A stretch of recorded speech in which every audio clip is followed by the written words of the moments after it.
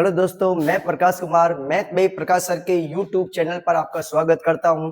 जैसा कि मैं आज आपको बहुत ही इंपॉर्टेंट क्वेश्चन सीटी या Y group, army Y group और बीएसएफ वालों के लिए कराने जा रहा हूं और सिर्फ एक ही टॉपिक के कराने जा रहा हूं, वो है परसेंटेज, प्रतिशतता, जिसके प्रश्न हर एग्जाम के अंदर आते हैं।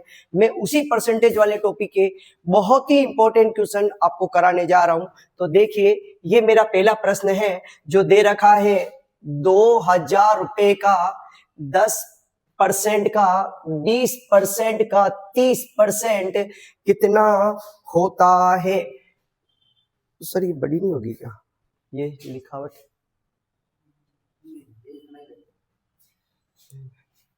तो देखिए, इस प्रश्न को करने का तरीका, यहां पर का शब्द आपको बार बार नजर आ रहा है। का हिंदी शब्द है, अंग्रेजी में इसको ऑफ कहते हैं, लेकिन गणित में इसको हमेशा इनटू से लेते हैं।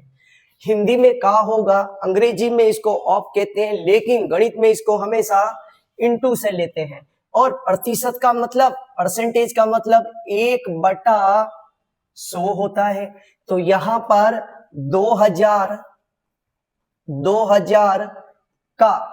का मतलब गुणा का चिन्ह, फिर 10 और परसेंटेज का नीचे 100 लगा दिया, फिर का शब्द का मतलब गुणा का चिन्ह, 20 और परसेंटेज का नीचे 100 लगा दिया, फिर का मतलब गुणा का चिन्ह, फिर 30 और परसेंटेज का मतलब नीचे 100 लगा दिया। सबसे पहले हम 0 से 0 कैंसिल आउट करेंगे, 0 से 0 सबसे पहले काटेंगे। तो 1 0 से 1 0, 1 0 से 1 0, 1 0 से 1 0, फिर 2 0 से 2 0 कट गए, यानी 20, 2 और 3। अगर इनको मल्टीप्लाई कर दें, इनको गुणा कर दिया जाए, तो 3 दूनी 6 और 6 दूनी 12, इसका उत्तर आएगा 120, यानी उत्तर इसका 120 राइट होगा। आंसर ए राइट है। 1 0 से 1 0 और कट गया, तो यहां पर जो इसका उत्तर होगा, 1 0 से 1 0 कट गया, तो इसका जो उत्तर होगा वो 3 दूनी 6 और 6 दूनी 12, यानी इसका उत्तर ए राइट होगा 12। तो अब बढ़ते हैं अगले प्रश्न की ओर। तो देखिए, अगला प्रश्न है, हरि ने एक परीक्षा में पास होने के लिए 36% अंक प्राप्त करने थे, लेकिन वह केवल 24% अंक ही प्राप्त कर पाया और 9 अंकों से वह फेल हो जाता है। तो उस परीक्षा का हमें पूर्णांक बताना है कि पेपर कितने अंक का हुआ था। हमें यह बताना है कि पेपर कितने नंबर का हुआ था, जबकि हरि के परीक्षा में जो प्राप्तांक है वो 24% है।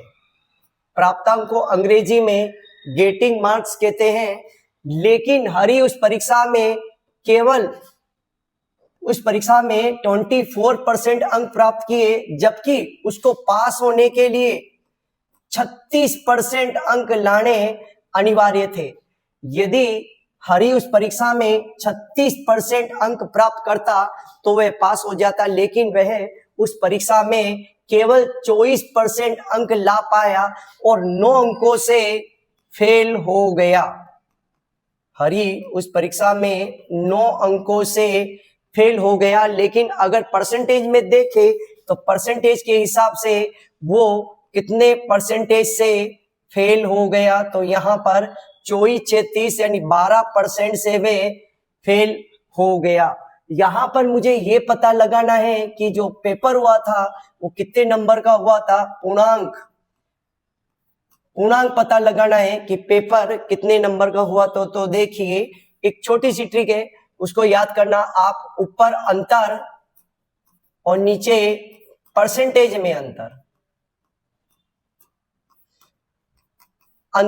तो फेल और पास में केवल 12% का अंतर है, तो ये परसेंटेज में जो अंतर है वो हम नीचे लिख देंगे, और ये संख्या में जो अंतर है फेल पास में वो 9 ऊपर लिख देंगे।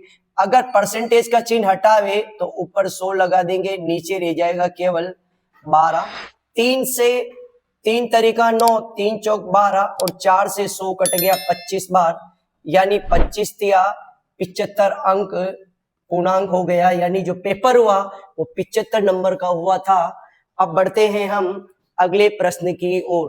तो देखिए जो अगला प्रश्न है हमारा वो है, यदि x माइनस वाई का 50% और x प्लस वाई का 30% आपस में इक्वल है यानी बराबर है, तो वाई एक्स का कितना परसेंट है। बहुत ही इंपॉर्टेंट प्रश्न है, बहुत से एग्जामों में आया हुआ प्रश्न है ये।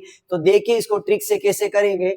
आपने नोट किया होगा यहाँ पर बीच में इक्वल का चिन्ह है, और जब बीच में बराबर का चिन्ह होता है तो इधर वाले का मान सामने लिखा हुआ रहता है और सामने वाले का मान इधर लिखा हुआ रहता है। मतलब ये है कि x माइनस वाई का मान सामने लिखा हुआ यानी 30% लिखा हुआ है तो हम 30 ले लेंगे, और इधर वाले का मान x प्लस वाई का जो वैल्यू है, x प्लस वाई का जो मान है वो 50 है, इसके सामने लिखा हुआ है तो 50 ले लेंगे।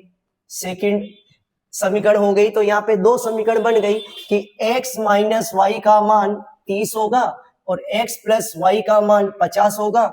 ये तभी लेते हैं जब बीच में बराबर का साइन हो, बराबर का चिन्ह हो। तो देखिए अब हमको ये दिमाग लगाना है कि ऐसी दो संख्याएं कौन सी हैं जिनको घटावे तो 30 आ जावे और उनको जोड़े तो 50 आ जावे। तो यहाँ पे 40 और 10 को अगर घटाया जाए तो 30 आएगा, और 40 और 10 को जोड़ा जाए तो 50 आएगा। लेकिन सवाल ये कह रहा है कि y x का, पहले y लिखा हुआ है इसलिए y को ऊपर लिखेंगे, x बाद में लिखा हुआ है x को नीचे लिखेंगे, तो y x का कितना प्रतिशत है ये पता लगाएंगे।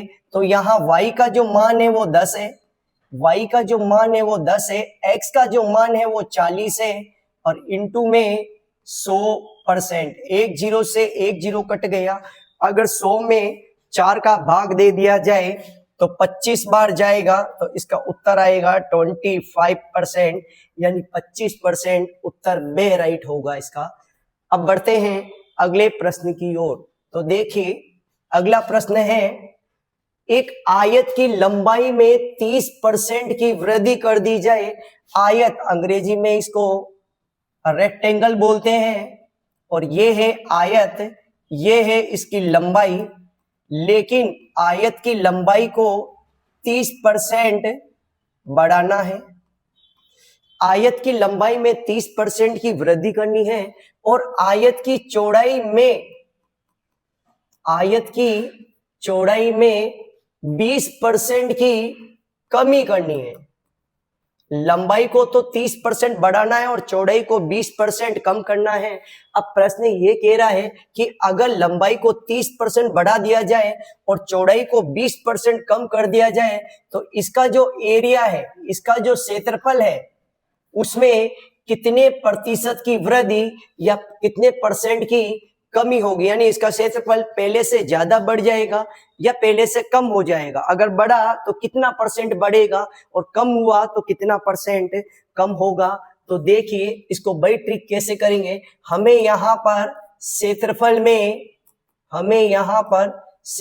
में प्रतिशत वृद्धि या प्रतिशत कमी पता लगानी है। तो एक इसका छोटा सा सूत्र है, 100 plus minus a 100 plus minus b और बटेवे में 100। आपको a की जगह लिखना है 20 और b की जगह लिखना है 10, लेकिन 20% की वृद्धि हो रही है इसलिए 20 के साथ प्लस का चिन्ह काम में लेंगे, और 10% की कमी हो रही है, यहाँ 30% की वृद्धि हो रही है। लंबाई में 30% की वृद्धि हो रही है तो a की जगह 30 लिखेंगे, और चौड़ाई में 20% की कमी हो रही है इसलिए यहाँ पर माइनस का चिन्ह काम में लेंगे। तो हमें क्षेत्रफल में प्रतिशत वृद्धि और कमी पता लगानी है, तो 100 के साथ प्लस का चिन्ह काम में लेंगे और b के साथ माइनस का चिन्ह काम में लेंगे, बटेवे में 100। 30% की वृद्धि हो रही है इसलिए प्लस का चिन्ह काम में लेंगे, और 20% की कमी हो रही है, इसलिए यहां पर माइनस का चिन्ह काम में लेंगे। 100 में 30 जोड़ेंगे 130, 100 में 20 घटाएंगे 80, नीचे 100, 2 जीरो से 2 जीरो कट गया, 13 का पहाड़ा 8 बार बोलेंगे तो 8 तिया 24 और हंसी लगा 2 यानी 104 आ गया। लेकिन ये 100 से कितना ज्यादा है, 4% ज्यादा है। इसका मतलब क्षेत्रफल में 4% की वृद्धि हो जाएगी। इसका उत्तर डी राइट होगा कि क्षेत्रफल में 4% की वृद्धि हो जाएगी। तो यहाँ प्लस का चिन्ह इसलिए काम में लिया क्योंकि वृद्धि हो रही है, और यहाँ पे माइनस का चिन्ह इसलिए काम में लिया क्योंकि 20% की कमी हो रही है। अब बढ़ते हैं हम अगले प्रश्न की ओर। तो अगला प्रश्न देखिए कि 80 का जैसे कि मैंने आपको बताया था कि का शब्द का मतलब गुणा का चिन्ह होता है, और कितना प्रतिशत, कितना यानी का की जगह इंटू का चिन्ह काम में ले लिया, और कितना की जगह पता लगाना है इसलिए हमने x काम में ले लिया, और परसेंटेज का नीचे 100 लगा दिया बराबर में 80 की 80 का कितना, 80 का कितना प्रतिशत 80 होता है। तो यहां पर हम देखेंगे कि ये जो है ये 80/100 है, जिसको लेफ्ट हैंड साइड से अगर राइट हैंड साइड में भेजेंगे तो ये गुणा में जाएगा, लेकिन ये 80/100 उधर जाके पलट जाएगा, तो 80/100 उधर जाके 100/80 हो जाएगा। 80 से 80 कट गया तो x का मान आ गया 100%। तो 80 का कितना परसेंट 80 होता है, तो 80 का 100% 80 ही होता है। इसका उत्तर डी राइट होगा। अब बढ़ते हैं अगले प्रश्न की ओर। तो अगला प्रश्न देखिए, एक व्यक्ति अपनी आय का, बहुत ही वेरी मोस्ट एमपी प्रश्न है ये, बहुत इंपॉर्टेंट प्रश्न है ये। एक व्यक्ति अपनी आय बोले तो सैलरी, उसकी तनख्वाह, आय का 80% खर्च कर देता है। यदि उसकी आय में 20% की वृद्धि कर दी जाए तो उसके खर्च में 10% की कमी हो जाती है। तो बताओ उसके बचत में कितने प्रतिशत की वृद्धि होगी, ये बताना है। तो देखिए इसको हम किस प्रकार से सोल्व करते हैं। हमें उस व्यक्ति की आय नहीं पता कि उस व्यक्ति की आय कितनी है, तो हम मान लेते हैं कि उस व्यक्ति की आय मात्र 100 रुपए है, यानी वह व्यक्ति मात्र 100 रुपए कमाता है। लेकिन वो इस 100 रुपए का 2 काम करता है। क्या क्या? एक तो करता है खर्च और एक करता है बचत। खर्च प्रश्न में दे रखा है कि वे 80% खर्च करता है। 80% खर्च करता है मतलब 80 रुपए खर्च करता है, क्योंकि 100 रुपए का 80% 80 रुपए ही होता है। तो जब 100 रुपए का 80% 80 रुपए खर्च कर दिए तो 100 रुपए में से 80 रुपए खर्च करने पर उसकी बचत कितनी रह गई? 20 रुपए। क्योंकि 100 रुपए कमाता है, अगर वो 80 रुपए खर्च करता है तो वो 20 रुपए की बचत भी करता है। लेकिन प्रश्न ये कह रहा है कि उसकी आय में 20% की वृद्धि हो गई, उसकी आय में 20% की वृद्धि हो जाती है। मतलब अब वो 100 रुपए नहीं कमाता है, अब वो 20 रुपए ज्यादा कमाता है, यानी अब उसकी आय 120 रुपए हो गई है। लेकिन अभी भी वो अपनी आय का 2 ही काम करेगा, बचत भी करेगा और खर्च भी करेगा। बचत और खर्च दोनों करेगा। तो प्रश्न कह रहा है कि जैसे ही उसके आय में 20% की वृद्धि हो जाती है, उसके खर्च में 10% की कमी हो जाती है, यानी खर्च में 10% की कमी। तो पहले ये देखो कि खर्च 80 रुपए करता था, लेकिन अब खर्च 10% कम करेगा। तो पहले पता लगाना पड़ेगा कि 80 रुपए का 10% कितना होता होगा, क्योंकि 80 रुपए का 10% वो व्यक्ति कम खर्च करता है। तो 80 रुपए का 10% निकाले तो 8 रुपए ही होते हैं, यानी उसके खर्च में 8 रुपए की कमी हो जाती है। मतलब ये हुआ कि पहले वो 80 रुपए खर्च करता था, लेकिन अब वो 8 रुपए कम खर्च करता है, यानी कि वो केवल 72 रुपए खर्च करता है, 120 रुपए कमाता है और 72 रुपए खर्च कर देता है, तो उसकी बचत कितनी रह गई? कि अब वो बचत कितने की करता है? तो 10 में से 2 गया 8 और 11 में से 7 गया 4, यानी कि अब वो बचत 48 रुपए की करता है। तो सवाल ये कह रहा है कि उसके बचत में भी वृद्धि हो गई। बिल्कुल उसके बचत में वृद्धि हो गई। कहां पर वो 20 रुपए बचत करता था, कहां पर वो 48 रुपए बचत कर रहा है, यानी कि उसके बचत में 28 रुपए की वृद्धि हो गई। अब वो बचत 28 रुपए ज्यादा करता है, लेकिन प्रश्न ये नहीं कह रहा है कि वो बचत कितनी रुपए की अधिक करता है। प्रश्न ये कह रहा है कि उसके बचत में कितने प्रतिशत की वृद्धि हो गई। यानी हमें यहाँ पे बचत में वृद्धि पता लगानी है कि बचत में कितने की वृद्धि हो गई। तो यहाँ पर बचत में 28 रुपए की वृद्धि हो गई। पहले 20 रुपए बचत करता था, इंटू में 100%, 20 से 100 कट गया 5 बार, अगर इसको गुणा कर दिया जाए 5 × 40, 5 दूनी 10, 4 14, यानी इसका उत्तर आ गया 140% इसका उत्तर आएगा। यानी उसके बचत में 140% की वृद्धि हो जाएगी। ये उत्तर इसका राइट है। अब बढ़ते हैं अगले प्रश्न की ओर। तो देखिए अगला प्रश्न। अगला प्रश्न है, किसी परीक्षा में 40% विद्यार्थी हिंदी में फेल हो जाते हैं और 50% अंग्रेजी में फेल हो जाते हैं तथा 13% दोनों विषय में फेल हो जाते हैं। यानी प्रश्न ये कह रहा है कि हिंदी में फेल होने वाले विद्यार्थी 40% है। हिंदी में फेल होने वाले विद्यार्थी 40% हैं। अंग्रेजी में फेल होने वाले विद्यार्थी 50% है। और दोनों विषय में, हिंदी और अंग्रेजी का मिलाकर दोनों विषय में फेल होने वाले विद्यार्थी 13% है। तो आपको यह बताना है कि परीक्षा में कुल फेल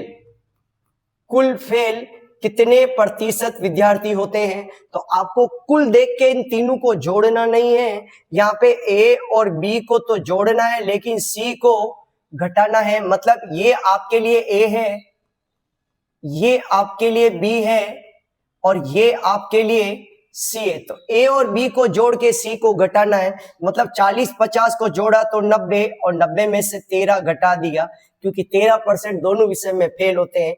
तो 10 में से 3 गया 7 और 8 में से 1 गया तो 7, यानी 77% क्या होते हैं? फेल होते हैं। लेकिन अगर उस परीक्षा में 77% फेल होते हैं तो कुल पास कितने होते हैं?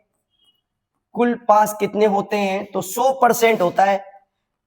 100% में से 77% विद्यार्थी फेल हो गए तो पीछे कितना रह गया?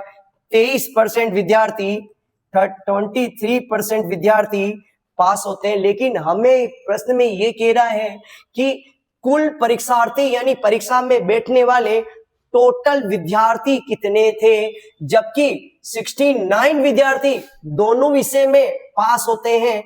तो परीक्षा में कुल विद्यार्थी कितने थे, यानी कुल परीक्षार्थी कितने थे? तो देखिए कैसे पता लगाएंगे कि कुल परीक्षार्थी कितने थे। तो ऊपर लिखेंगे पास कितने हुए और नीचे लिखेंगे पास परसेंटेज में कितने हुए। यहां पर संख्या में बोले तो 69 विद्यार्थी दोनों विषय में पास होते हैं। 69 विद्यार्थी दोनों विषय में पास होते हैं। लेकिन अगर परसेंटेज में बोला जाए कि पास कितने परसेंट होते हैं, तो 23% विद्यार्थी दोनों विषय में पास होते हैं। अगर परसेंटेज का चिन्ह हटाए तो ऊपर 100 लगेगा, नीचे रह गया 23। 23 के पहाड़े में 3 बार बोलने पर 69 आते हैं। यानी हमें ये पता चल गया कि परीक्षा में टोटल विद्यार्थी कितने थे? 300। इसका राइट उत्तर बी राइट होगा, 300। अब बढ़ते हैं अगले प्रश्न की ओर।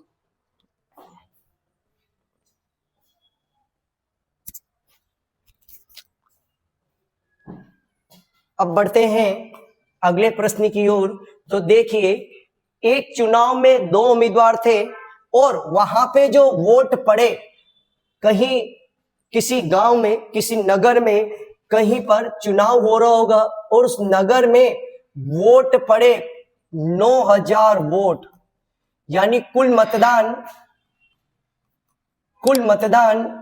9,000 हुए। एक नगर में कुल मतदान 9,000 हुए, लेकिन प्रश्न ये कह रहा है कि 9,000 वोट पड़े थे, लेकिन 15% वोट अवैध हो गए। 15% वोट अवैध हो गए। अवैध वोट वो होते हैं जिनको रद्द कर दिया जाता है, जो जीत हार के फैसले में शामिल नहीं होते हैं, जो खारिज हो जाते हैं। तो 15% वोट अगर अवैध हो गए तो पीछे वैध वोट कितने रह गए? वैध रह गए 85%, 85% वोट सही थे।